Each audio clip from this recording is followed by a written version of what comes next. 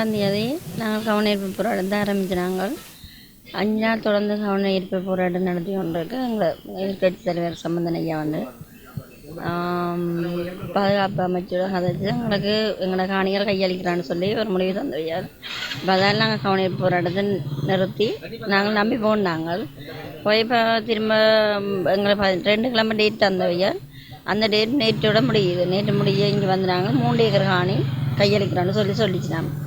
அதை மீன் மக்கள்கிட்ட கைக்கு கொடுக்க இல்லை, கையளிக்கிறான்னு சொல்லியிருக்கிறோம். எங்களோட பக்கமே இல்லாமல் அப்படியே பிடிச்சி சுத்த வரை அடைச்சி வச்சிருக்கிறோம். எங்களுக்கு எங்களோட காணி வேணுமென்று தான் நாங்கள் இப்போ இதில் வந்து போராட்டம் நடத்தி கொண்டு இருக்கிறோம். நேற்று போராட்டத்தை ஆரம்பிச்சினாங்க. 2 நாள் போராட்டம் நடத்தி கொண்டிருக்கிறோம்.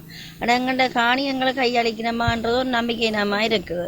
எல்லாரும் சொல்லியும் தெரியலம்னு சொல்லி, ஆனால் ஒரு தரம் வந்து எங்களுக்கு முழுமையாக காணியை முழுமையாக இல்லை மக்களுக்கு ஒப்படைப்பினம்னு சொல்லாமல் பகுதியாக 2 ஏக்கர் 1 ஏக்கர் கொடுத்து கொண்டிருக்கு. இன்னும் 10 ஏக்கர் காணி எங்களுக்கு தெரிய இருக்குது.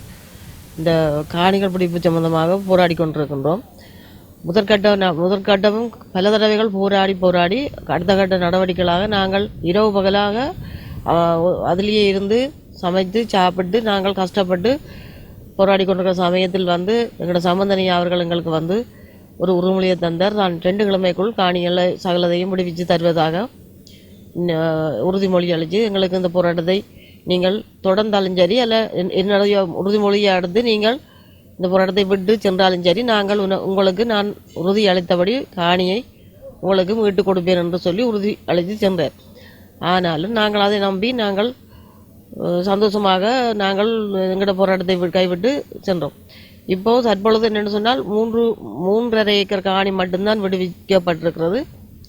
எங்களுக்கான மிகுதி காணிகள் வீடுகள் எங்களுக்கு இன்னும் கையளிக்கப்படவில்லை. கையளிக்கப்படும் அதாக ஒரு இதுவும் எங்களுக்கு தெரியல. நாங்கள் முன்னுக்கு இருந்து வீடுகளுக்கு முன்னால் இருந்து பார்த்து கொண்டே இருக்கிறோம்.